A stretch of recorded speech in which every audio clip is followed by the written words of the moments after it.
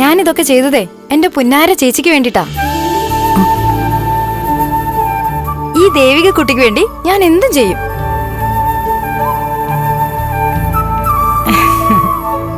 അതൊക്കെ അവിടെ നിൽക്കട്ടെ. ഞാൻ ചോദിക്കാൻ വന്നത് മറ്റൊന്നാ. എനിക്ക് മാത്രല്ല, അച്ഛനും അമ്മയ്ക്കും ഒക്കെ അതറിയണം. ആഹാ, അപ്പൊ സംഗതി സീരിയസ് ആണെന്ന് തോന്നുന്നല്ലോ. അതെ, സീരിയസ് തന്നെയാ. എന്നാ പിന്നെ ചോദിച്ചോട്ടെ, എന്താ ചേച്ചിക്ക് അറിയണ്ടേ? നീ പറഞ്ഞ രഹസ്യങ്ങളെക്കുറിച്ച്. എല്ലാത്തിനും പുറകിൽ കെവിനും ഇസബല്ലയുമാണ്. ഋഷി മരിച്ചിട്ടില്ല. അതൊക്കെ നീ എങ്ങനെ അറിഞ്ഞത്? എന്റെ ചേച്ചി, അപ്പം തിന്നാ പോരെ, കുഴി എണ്ണണോ? ഞാൻ പറഞ്ഞ എല്ലാം സത്യമായിട്ടുള്ള കാര്യങ്ങളാ. അതെവിടുന്നാ എങ്ങനെയാണെന്നൊക്കെ അന്വേഷിച്ച് സമയം കളയാതെ തുടർ നടപടികളിലേക്ക് നീങ്ങ. അപ്പൊ ശരി, ഗുഡ് നൈറ്റ്. ശരി, ചേച്ചി ചോദിച്ചതിന്റെ ഉത്തരം പറഞ്ഞിട്ട് നീ പോയാ മതി. ഇത് വലിയ കഷ്ടമായല്ലോ ഭഗവാനെ. ഇത് പറയാതിരുന്നാ മതിയായിരുന്നു എനിക്കിപ്പോ തോന്നുന്നേ. നോക്ക് ശരി, നീ വലിയ കേമിയാവാതെ കാര്യം പറ. ഞങ്ങൾ എത്ര നിന്നോട് ചോദിച്ചു, പറയാൻ പറ്റില്ലേ ശാരി? എങ്ങനെയാ മോളെ നീ ഇതൊക്കെ അറിഞ്ഞത്? വളരെ പ്രധാനപ്പെട്ട കാര്യങ്ങളാ, ഗൗരവമുള്ള വിഷയം. അപ്പൊ നീ എങ്ങനെയാ അറിഞ്ഞതെന്ന് ഞങ്ങളും അറിയണം. അറിഞ്ഞേ പറ്റൂ? ആ, അറിഞ്ഞേ പറ്റൂ. അച്ഛന്റെ അമ്മയുടെ മുഖത്ത് നോക്കി പറയാൻ എനിക്ക് ചമ്മല. ആ, ചേച്ചിയോട് പറയട്ടെ.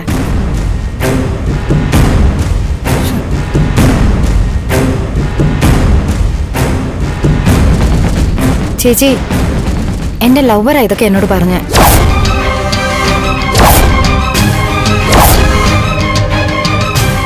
എന്താ ഇപ്പൊ സമാധാനമായോ? ആര് പറഞ്ഞു നടി? ലവ്വറോ? ആ, ലവർ. ഞാൻ നിങ്ങളോടൊക്കെ പറഞ്ഞിട്ടില്ലേ എനിക്ക് ലവർ ഉണ്ടെന്ന്? ആ ലവറിന്ന് ഞാൻ അറിഞ്ഞതാ. തീർന്നല്ലോ. അപ്പൊ സംശയമൊക്കെ തീർന്നല്ലോ. തീർന്നില്ല. ഇത്രയും രഹസ്യങ്ങൾ അറിയാവുന്ന ആ ലവർ ആരാ? ശോ, ഇത് വലിയ കഷ്ടമായല്ലോ. ആദ്യം എങ്ങനെ അറിഞ്ഞോന്ന് ചോദിച്ചു, അത് ഞാൻ പറഞ്ഞു. ഇനി ആളുടെ പേരറിയണോ അല്ലേ? വേണം, അറിഞ്ഞേ പറ്റൂ. മോളെ, വീട്ടുകാർക്ക് അറിയാൻ അവകാശമുള്ള കാര്യങ്ങളാ ഇതൊക്കെ.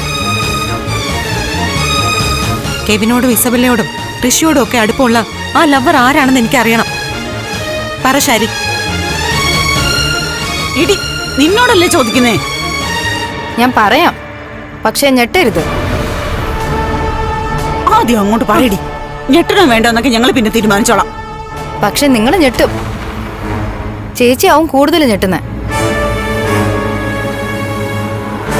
ഞാൻ കല്യാണം കഴിക്കാൻ പോകുന്ന ആളിന്റെ പേര് കെവിൻ എന്നാ. നീ എന്തടി പറയുന്നേ? ഞെട്ടിയില്ലേ? ഇല്ലേ? ആരാന്ന് നീ പറഞ്ഞേ? കെവിൻ.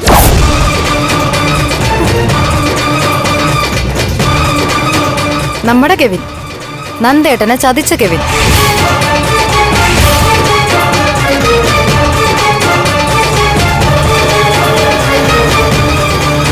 നിങ്ങളെ ഇത്രയും നാൾ അറിയിക്കാതെ ഞാനത് കൊണ്ടു നടന്നു. ഇപ്പൊ ആ രഹസ്യം പരസ്യമായി.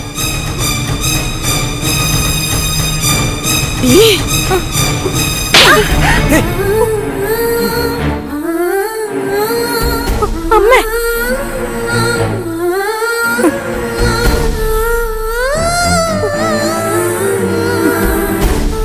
ആ ദുഷ്ടനെയാണോടി നീ സ്നേഹിക്കുന്നത്?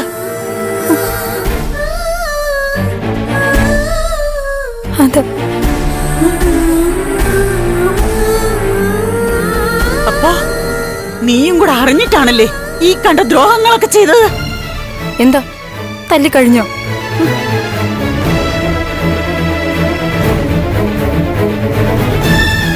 ചേച്ചിക്ക് തല്ലണോ എന്നെ? അച്ഛനോ? ദേവികേ, ഇവളിനി ഈ വീട്ടിൽ വേണ്ട. അടിച്ചു പുറത്താക്കി ഇവളെ. അമ്മ ചോദിച്ചത് കേട്ടില്ലേ? ഒക്കെ ആദ്യം മുതലേ നിനക്ക് അറിയായിരുന്നോന്ന്.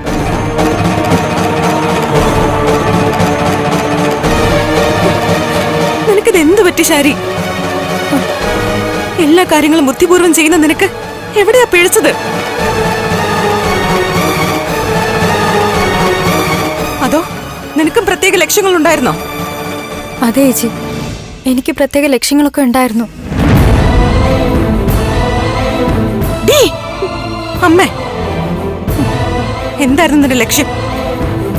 ചന്ദ്രത്തെയും നമ്മുടെ കുടുംബത്തെയും തകർക്കാന്നാണോ? ആണോ? ഞാൻ കരുതിയിരുന്നത് എന്റെ ചേച്ചിക്ക് എന്റെ സ്വഭാവവും രീതികളും ഒക്കെ കാണാപ്പാടാവുന്ന.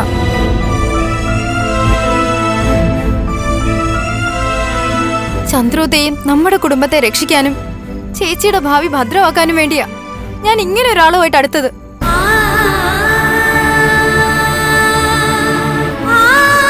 എന്റേത് പ്രണയമല്ല, പ്രണയ നാടകമാ.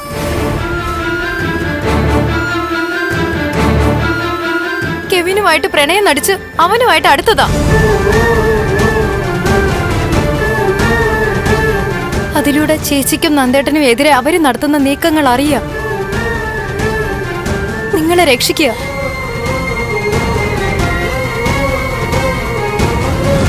കെവിനാണ് കുടുംബത്തിലുണ്ടാവുന്ന പ്രശ്നങ്ങൾക്ക് പിറകിലെന്ന് എനിക്ക് സംശയം വന്നു.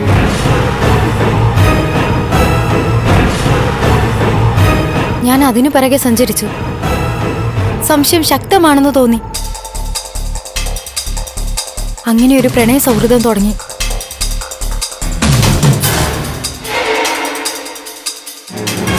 എഫ്ബിയില് മെസ്സേജ് അയച്ചാ തുടങ്ങിയത്. പിന്നീടാ നേരിട്ട് കണ്ടത്.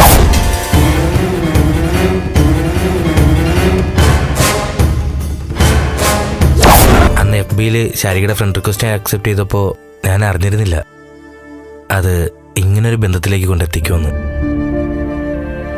ഒരു ക്യാറ്റിന്റെ പ്രൊഫൈൽ പിക്ചറും ശാരി എന്ന പേരും. ആദ്യം ഞാൻ ഫേക്ക് ഐ ഡി ആണെന്നാ കരുതിയേ. എന്തുമാത്രം മെസ്സേജുകളാണ് അയച്ചത്. ആദ്യമൊക്കെ ജസ്റ്റ് ഒരു ഫ്രണ്ട്ഷിപ്പ് അത്രേ കരുതിയിരുന്നുള്ളൂ. പക്ഷേ പിന്നീട് ഓരോ ദിവസവും, അല്ല ഓരോ നിമിഷവും ഞാനറിയാതെ ഞാനിങ്ങനെ മാറിക്കൊണ്ടിരിക്കുകയായിരുന്നു.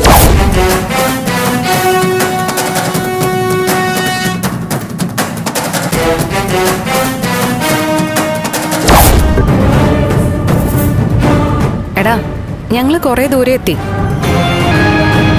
പക്ഷേ നന്ദന്റെ മുഖം തെളിഞ്ഞിട്ടില്ല കേട്ടോ.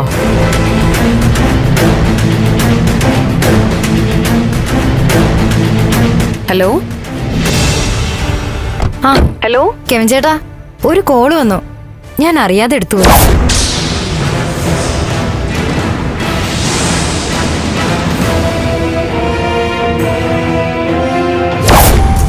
നന്ദേട്ടൻ എവിടെയാണെന്ന് ഞാൻ കണ്ടുപിടിക്കുമെന്ന് പറഞ്ഞു. കണ്ടുപിടിച്ചിരിക്കുന്നു. നന്ദൻ എവിടെയാ? നീ അത് പറ. പറയാം, ടെൻഷൻ ആവണ്ട.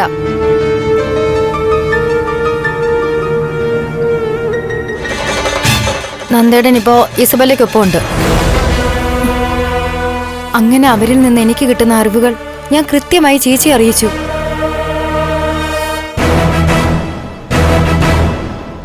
അവന്റെ ചില രീതികളിൽ നിന്ന് ഋഷി ജീവിച്ചിരിപ്പുണ്ടാവാം എന്നൊരു സംശയം എനിക്ക് വന്നു. അങ്ങനെയാണ് ഏതാണ്ട് ജീവൻ പണയം വെച്ചുകൊണ്ട് ഞാനൊരു നീക്കം നടത്തിയത്.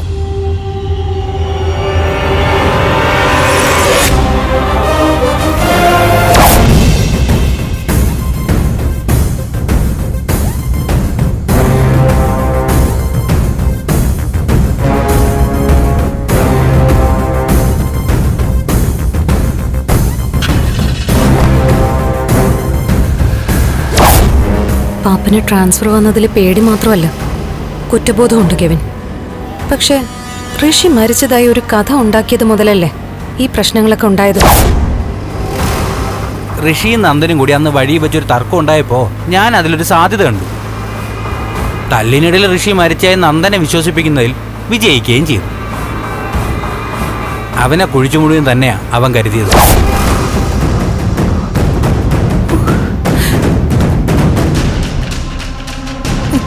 ചേച്ചിക്ക് വേണ്ടിയാ ചേച്ചി ഞാൻ ഇതൊക്കെ ചെയ്ത്.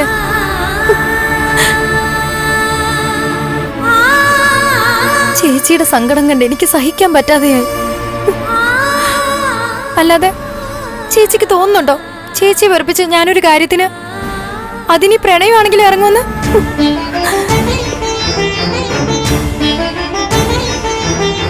ഇല്ല ചേച്ചി, ചേച്ചി സന്തോഷിക്കുമ്പോഴാ എനിക്കല്ല ഞങ്ങൾക്ക് എല്ലാവർക്കും സന്തോഷാവുന്നേ.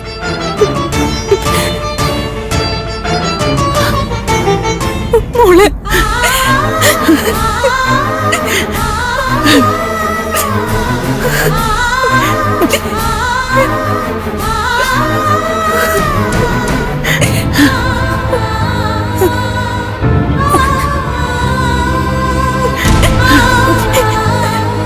സോറി.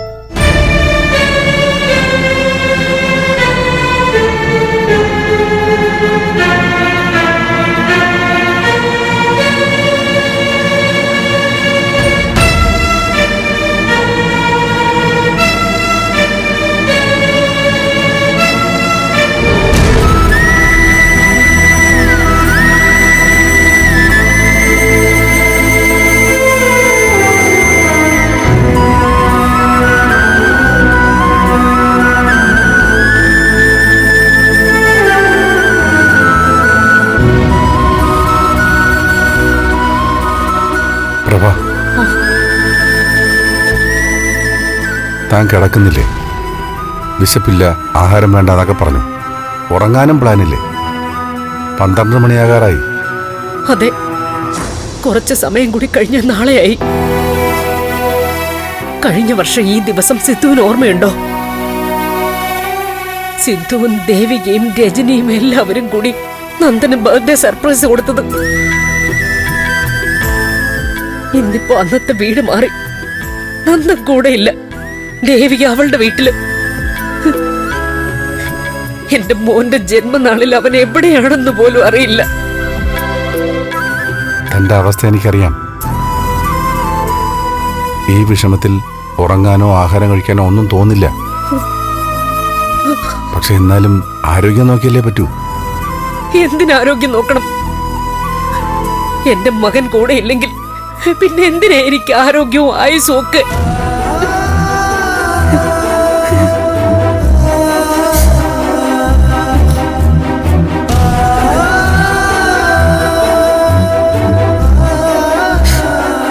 പ്രഭ, ഞാൻ പറയുന്ന ഒന്ന് കേക്ക്.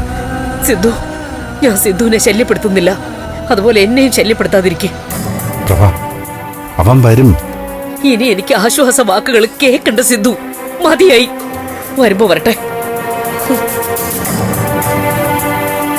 പ്രകാശ് മേനോൻ വന്നപ്പോ പറഞ്ഞത് നന്ദൻ എവിടെയാണെങ്കിലും ബർത്ത്ഡേ ആഘോഷിക്കുന്ന. അങ്ങനെ സംഭവിച്ചാ മതിയായിരുന്നു. 12 മണിയാകുമ്പോ എന്റെ മോൻ ആരെങ്കിലും ബർത്ത്ഡേ വിഷസ് പറയാൻ കൂടെ ഉണ്ടായാ മതി.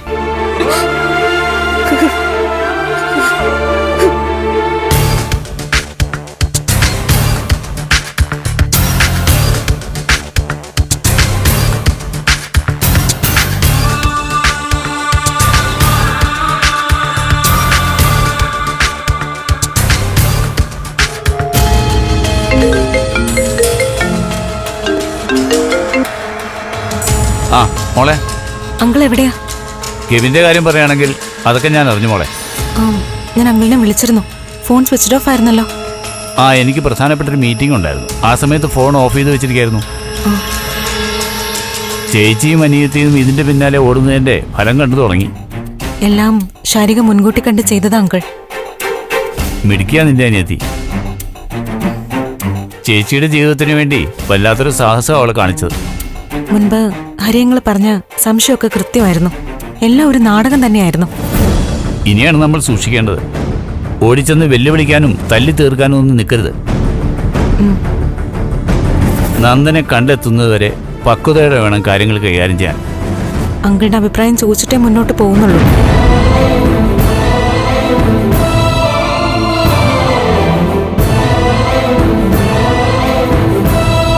ശരി അങ്കിൾ, ഇങ്ങോട്ട് ചെയ്ത ചതിയേക്കാൾ വലുത് തിരിച്ചു കൊടുക്കണമെന്ന് തന്നെയാ അവളും പറയുന്നത്. ആ അത് വേണമല്ലോ. അതിനു മുമ്പ് എന്ത് തന്ത്രം ഉപയോഗിച്ചിട്ടാണെങ്കിലും നന്ദൻ എവിടെയുണ്ടെന്ന് കണ്ടെത്തണം. പ്രഭയോടും സിദ്ധുവിനോടും ഒരു രീതിയിലുള്ള എടുത്തിയാട്ടവും പാടില്ലെന്ന് പറയണം. അച്ഛന്റെ കാര്യത്തിൽ ഞാൻ ഉറപ്പ് തരാം. പക്ഷെ അമ്മ ചിലപ്പോ ഒരു തോന്നൽ അരുന്ധതി മാഡത്തിന്റെ മുന്നിലേക്ക് പോകാനും വഴിയുണ്ട്. അത് അപകടമാണ് മോളെ. അങ്കിള് വന്ന് അമ്മയെ പറഞ്ഞ കാര്യങ്ങളൊന്ന് ബോധ്യപ്പെടുത്തിയാ നന്നായിരുന്നു. നോക്കട്ടെ, നാളെ തന്നെ ഞാൻ ചന്ദ്രത്തേക്ക് പോവാം. ആ ശരി അങ്കിൾ. ഓക്കെ ശരി, എന്നാ വെച്ചോ.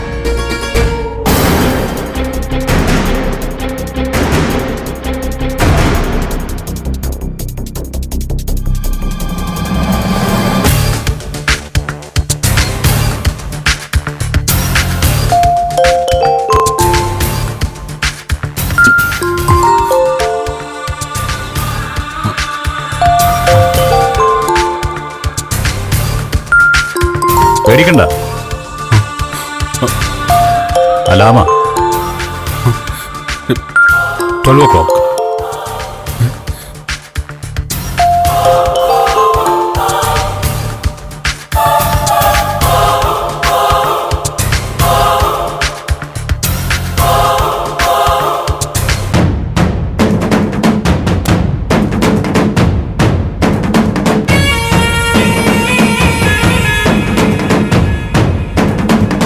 എന്തിനാ അലാം വെച്ചിരിക്കുന്നേ? കത്തിയൊക്കെ ഇട്ടാണല്ലോ വന്നേ. കൊല്ലണോ? കൊല്ല്. ഇവിടെ കിടന്ന് മടുത്തു. ഇതിന് ഭേദം മരണം തന്നെയാ. പിടിക്ക്. എന്ത്? ഇത് എനിക്കുള്ളതല്ല, തനിക്ക് വേണ്ടി കൊണ്ടുവന്നതാ. പിടിക്ക്.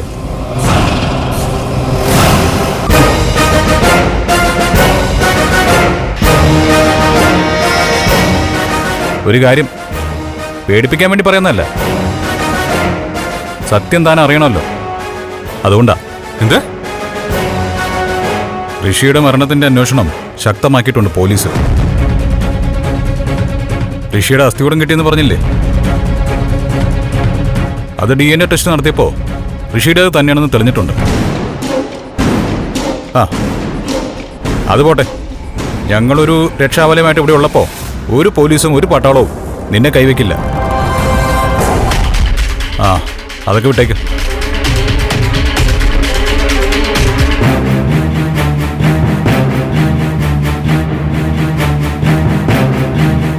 എന്താ നീ വാ. എങ്ങോട്ട്? വന്നേ, പറയാം.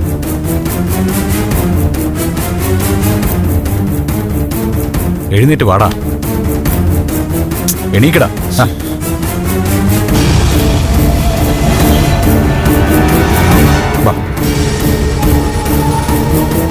നടക്ക്. വാ, ഓടെ വെച്ചാൽ മതി. വന്നേ ഇങ്ങോട്ട്. വിടും. എന്താ ഇതൊക്കെ? നീ ഒന്ന് നിൽക്ക്. നിർത്തി വെക്കുന്ന എന്തിനാ? നീ അങ്ങോട്ട് നോക്കിയേ. അത് മാറിക്കേ, അങ്ങോട്ട് മാറിക്കേ. മാറ്. എന്തെങ്കിലും കൊച്ചുകുട്ടികളെ പോലെ നീ അങ്ങോട്ട് നോക്കിയേ.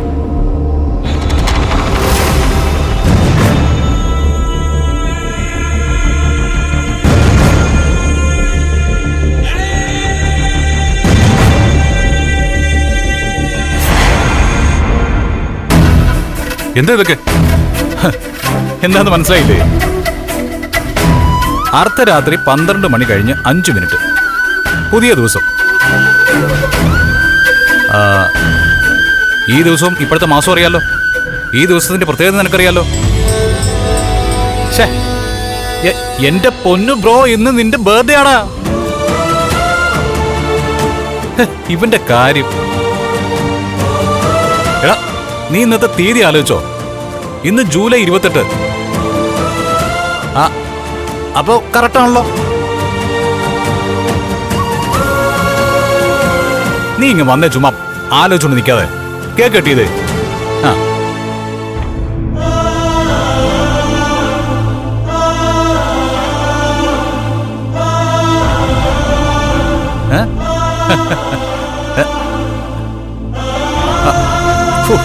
ദേ, വീണ്ടും ആലോചിച്ചിരിക്കുന്നു. ഓ, ഇത് ഞാൻ എങ്ങനെ അറിഞ്ഞെന്നാവും അല്ലേ? എടോ ചങ്ങാതി, നന്നായ കണ്ണാടി വേണ്ട. നീ ഇപ്പൊ അത്രയും മനസ്സിലാക്കിയാൽ മതി. എനിക്കൊരു ബർത്ത്ഡേ വേണ്ട. എടാ, നീ ഇങ്ങനെ ബഹളം വെക്കാതെ. എടാ, നിനക്കൊരു കുഴപ്പം പറ്റിയിട്ടില്ലെന്നും ആരോഗ്യത്തോടെ ഇരിക്കുന്നുവെന്നും നിന്റെ വീട്ടുകാരെ അറിഞ്ഞിട്ടുണ്ട്. അതിന്റെയൊക്കെ സംവിധാനം ഞാൻ ചെയ്തു. സത്യം. സത്യമായിട്ടും ഈ ബർത്ത്ഡേ കേക്കാണ് സത്യം. വിശ്വസിക്കുക. എടോ, തന്റെ വീട്ടുകാരിപ്പോ അവിടെ ബർത്ത്ഡേ ആഘോഷിക്കും. എന്ന് വെച്ചാ തനിക്ക് പൂർണ്ണ സന്തോഷത്തോടെയും സമാധാനത്തോടെയും ഈ കേക്ക് കെട്ടിയ. തനി പറയുന്നൊക്കെ സത്യമാണോ? സത്യാടോ. ഈ തന്നെ ഉപദ്രവിക്കാനാണ് ഞാൻ ഉദ്ദേശിച്ചിരുന്നെങ്കിൽ എനിക്കത് എന്നെ ആയിക്കൂടായിരുന്നോ? ഈ ഡ്രസ്സിനും കേക്കിനും ഒക്കെ ആവശ്യമില്ലാതെ പണം ചെലവാക്കണമായിരുന്നോ? ഇവിടെ താനിപ്പോ എന്റെ ചങ്കല്ലേ.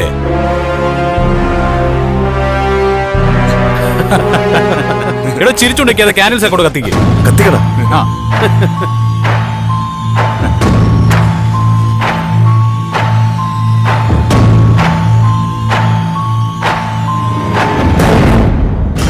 അത് പിന്നെ നന്ദ, ഞാൻ മുമ്പ് പറഞ്ഞങ്ങ് മറന്നേക്കണം. ഋഷിയുടെ പ്രേതം അന്ന് ഞാൻ കണ്ടതല്ലാതെ പിന്നെ വന്നിട്ടില്ലല്ലോ. അതങ്ങനെയാ. ഇവിടെ പ്രേതത്തിന് ദൈവമാരെയൊക്കെ പേടിയാ.